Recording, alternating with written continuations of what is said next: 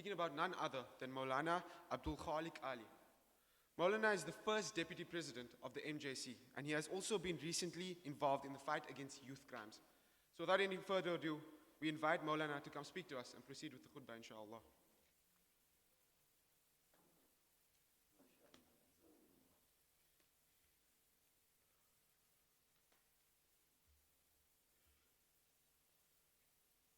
Assalamu alaikum wa rahmatullahi wa barakatuh. It's always exciting to be with young, energetic minds and hearts. It's the largest group of young people in the Western Cape that I think that we are addressing on the Jummah platform. MashaAllah. May Allah keep you vibrant and alive with Iman and Islam and beautiful akhlaq and character. Bismillahir Rahmanir Rahim. Once again, Assalamu alaikum wa rahmatullahi wa barakatuh. As we welcome our Honorable Ustad and our leader, our Honorable Maulana Allie Sahib. Abdul Maulana. And I have a very special Jummah today here, because we have very distinguished guest, very special guest here this afternoon. And I, with the permission of our beloved brother Ahmed, I am going to give the necessary time to both these particular groups to share their thoughts with us, inshallah, today. The one group of brothers that we have here, one of our brothers is from Syria, and he works as a Syrian for the largest relief organization in the world, a very special relief institution. You would recall in 2013, a delegation of the Muslim Judicial Council under the leadership of Maulana Ihsan met up in an accident, and I was part of that. And this relief organization, known as IHH, they serve across many countries. This morning, they specially flew in to spend 24 hours with us and to share with us the plight of the Syrian people. It brought to tears the leaders of the MDC this morning when we had to listen to this updated report of the crisis in Syria and the subsequent situation. So this brother Ustad Hassan, he will share a few thoughts with us, inshallah al-Aziz. He speaks in English, and he will convey the message, inshallah al-Aziz, in a few minutes to us. And I'm very appreciative for Masjid Furqaan for affording me this opportunity to have them to share a few words, inshallah al-Aziz. And thereafter, we are awaiting the second delegation. When they come, I will introduce them, inshallah. Without further ado, I invite our beloved brother, Ustad Sheikh Hassan, and he is the vice president, one of the vice presidents of IHH. فليتفضل مشكور.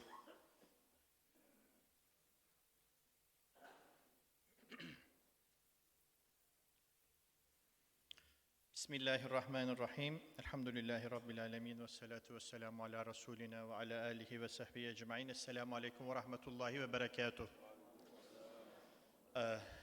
I would like to say sorry for my deficient English, but I will try my expression, inshallah ta'ala. All of your brothers and sisters from Turkey, I would like to convey their salams, Muslim community in South Africa.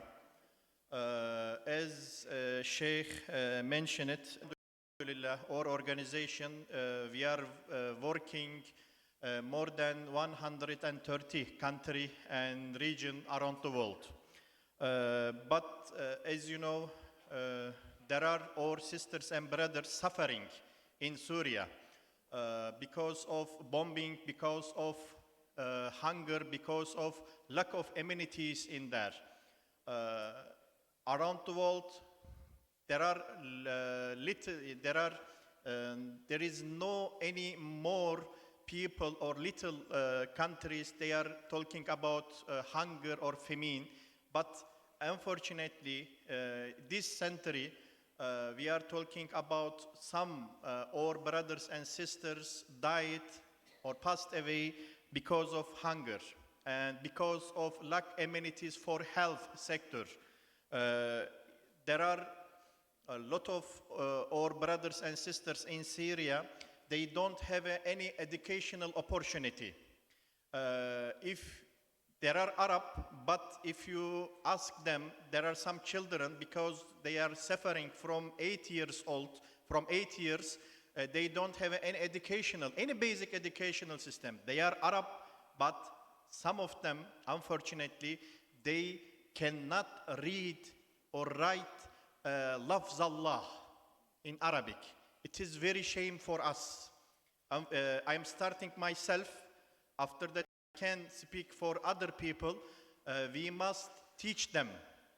We must feed them. We must give them a small amount of good life situations. And also, we are working a lot of countries, especially in Rohingyas people in Myanmar or in Bangladesh camps. Also, they have very bad situation, but every time they make pray and they make a namaz and salah, and I know lot of them, they are praying for us. They don't know us, they don't know our names or our countries or citizen, but they are make dua for us because we are thinking about them. We are look after them. For this issue, we mustn't forget them anyway. If we don't have any opportunity for donation or for doing something, we must make pray for them. After Subuh prayer or Zuhr prayer or Jummah prayer is very important because all Muslims unite in this time, and we must make a prayer for all Muslim countries who is suffering from war or who is suffering from hunger or who is suffering from lack of medicine or lack of amenities in their life. From here, from South Africa, from Cape Town is very good city, and with you, inshallah, we must pray them, we must make dua for them, inshallah. Please don't forget them in your life every time. At least we must make dua for them, inshallah. Jazakumullah khairan wa barakallah fikum.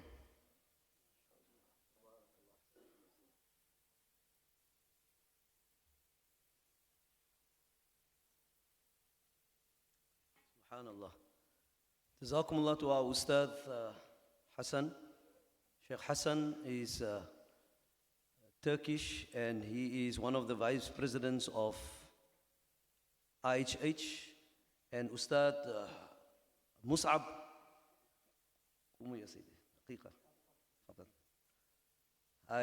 he is Syrian, and Alhamdulillah Rabbil Alameen, he would have lost many of his family in Jazakumullah, in the Syrian massacre that has taken place. So one of the things that Ustad Hassan said this morning, especially for our young sons and daughters who are here, they went around placing on a paper, wrote the name Allah on the paper, and they asked the children who are Arab by birth to read this word that they are shown. And few children were able to identify the word Allah. The impact of 8 years of suffering without education. IHH are introducing a medical program, a health program, an educational program. They are saying that there are few countries in the world today that is really reaching out. And one of those particular countries that is reaching out via Al-Imdad Foundation, and we have members of the Al-Imdad Foundation here, is South Africa. Allah reward the South African contribution. Never stop giving. So whilst we are waiting for our second delegation to arrive, inshallah, I will start with my few thoughts today, inshallah al-Aziz. And until they come, I will give them also a few minutes because they are a very special delegation, inshallah. We will introduce them when they arrive, inshallah. Bismillahir Rahmanir Rahim. قال تبارك وتعالى بسم الله الرحمن الرحيم وتعاونوا على البر والتقوى ولا تعاونوا على الإثم والعدوان صدق الله العلي العظيم. My beloved ulama, respected huffaz, respected youth and our sons and our daughters, respected fathers and brothers and sisters in Islam, and our distinguished guests. As we are commemorating Freedom Day tomorrow, the 27th of April, I wish to quote the powerful words of one of the most just leaders of the world, one of the most dynamic, one of the most powerful leaders that has made a great impact on human society and not only on the Muslim Ummah. I would like to quote these words. When he said, and these are the words of none other than that of the great leader Sayyidina Umar ibn Khattab radiyallahu ta'ala an. He said, مَتَى اسْتَعْبَدْتُمْ وَقَدْ وَلَدَتْهُمْ أُمَّهَاتُهُمْ أَحْرَارًا. How is it that since when have you taken people for slaves whilst they were born free? Not a single person born in this world are born as a slave. Sayyidina Umar radiyallahu ta'ala's statement is vibrant and alive and so true when he said that how is it possible in the world today that there are slaves or people who are falling under oppressive systems of the world whilst their mothers has given birth to them in a state of freedom. Today, we have two important delegations. The one that we have just been introduced, that has served the cause of humanity across the world. And the second delegation that will shortly arrive, and who has arrived in South Africa under extreme difficulty and challenges, is from the largest open-air prison. And you'd know what I'm referring to.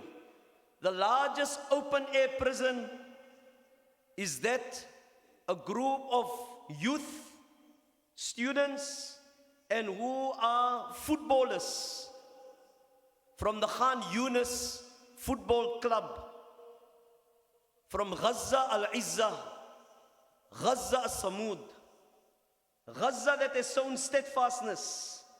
For more than 10, 12 years, they have been placed under extreme challenges and difficulties. These young people will share some thought with us, inshallah.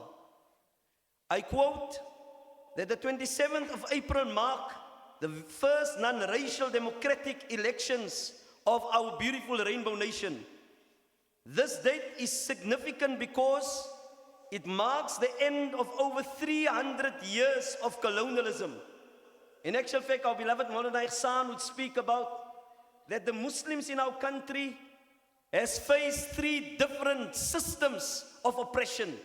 That of imperialism, colonialism, and apartheid. And remember, Muslims in our country, we were banned. We were banned to practice our religion.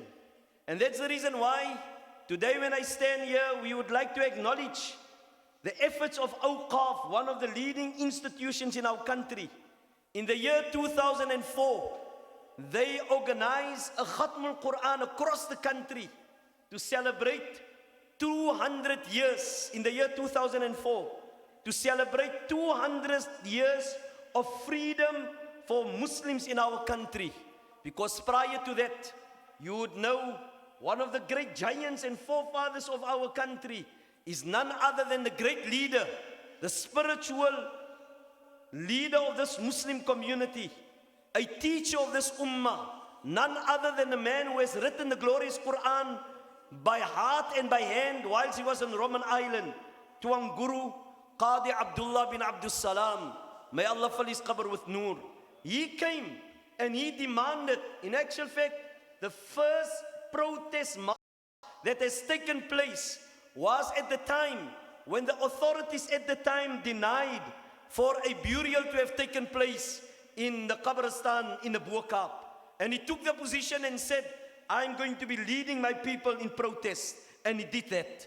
And ever since then, to 1804, Allah has blessed this Muslim community, Alhamdulillah Rabbil Alameen, to be living the deen of Allah subhanahu wa ta'ala. Yes, despite our challenges during the apartheid years. So 1994, the 27th of April marked the very first democratic elections to establish a new democratic government, a new state subject to a new constitution. And this particular non-racial elections was the culmination of many years of struggle and a negotiated settlement which led to the unbanning of the liberation movements in our country. This day, the 27th of April, is an important moment, specifically for the Muslim community of South Africa and for all South Africans across all our divide. It should be a silent moment for our students to reflect on the journey we have traveled as South Africans from the apartheid to democracy, from the oppression and from a white minority domination to freedom that we are able to enjoy today. Our Juma consists of two groups of people, and the divide is very clear here. On the one hand, we have what is known as the born frees. You were all born after the first election. You were all born after 94. You were born in a free South Africa. And that's the reason why the terminology make references to born frees. And on the other hand, we have our senior community here and our fathers and our forefathers who face the brutality and the atrocities of the apartheid white regime. So therefore, my beloved brothers, one of the most important moments for this reflection and this moment of pause is to share with our born frees from where we come and to remind us all about the challenges and brutality of the past. Because 25 years is long years. Unfortunately, we live now after 25 years, and the Muslim community, they are part of those who sometimes forget where we come from. And comparatively speaking, we forget to celebrate the freedom that we enjoy. And sometimes we get caught up in trivial issues, like the halal issues and the moon sighting issues, and that we can be able to make one another kafir in our beautiful country, forgetting that we are able to live a free Muslim in our beautiful rainbow nation. So at the Freedom Day celebrations in 2008, Thabo Mbeki, former president of our country, he delivered his last speech as South African president. He said, and I quote him, "The brutalities of the past," and listen carefully, young men, and to all of us, because our fathers were amongst those who faced these particular brutalities. He said, "Detention without trial, disappearance of people, deaths in detention, hanging of those opposed to apartheid, imprisonment, exile, massacres, assassinations, forced removals, banishment, the Group Areas Act." Isn't this, by the way, what the Palestinians are faced today? Isn't this they continued suffering for more than 50 odd years? The Group Areas Act and many more laws that made the lives of all oppressed people in our country and black people unbearable are testimonies that our freedom was never free. It came with the blood and martyrdom and sacrifices of many, many people. One of them, I reminded the brothers the other day, a young man who died. And this is evidence of how the Masjid has played an important role in Masjidus Salam. Masjidus Salam, where a young man died due to the brutality of the white regime. And therefore our first appeal to all of us is, appreciate your freedom. Appreciate the freedom as Muslims, what we are able to enjoy in our country. And the reality is, young men and our beloved fathers, we are much more freer in our country to practice our religion and to practice our deen than in many Muslim countries. In certain Muslim countries, the wearing of niqab, or even in some of the European countries, the wearing of amama, or to appear to be too holy, immediately place the situation upon such a person to be considered, isn't this, in the stereotyping, a possibility of somebody that may be regarded as a terrorist. And so one of the first point of reflection and appreciation and thankfulness to Allah subhanahu wa ta'ala is to this particular government of ours to afford us to grow Islam, to develop Islam, to live Islam, to practice our deen. And Allah subhanahu wa ta'ala has afforded us this opportunity wherein we must be able to celebrate as being a Muslim, to celebrate being a South African Muslim, where Allah subhanahu wa ta'ala has given us this particular wonderful opportunity. This year, and I would like to share with you, we commemorate the 50th anniversary of martyrdom of Imam Abdullah Harun. Imam Abdullah Harun rahmatullah alayhi died in detention. Imam Abdullah Harun, he stood for freedom. He stood for the freedom of our country and for the people of our country. And by the way, Imam Abdullah Harun rahmatullah alayhi, he died for the freedom of our country. The other day I picked up an article, old Muslim news, because those years it was not Muslim views, Muslim news. The year 1964, when the Groups Area Act was established, it forcefully removed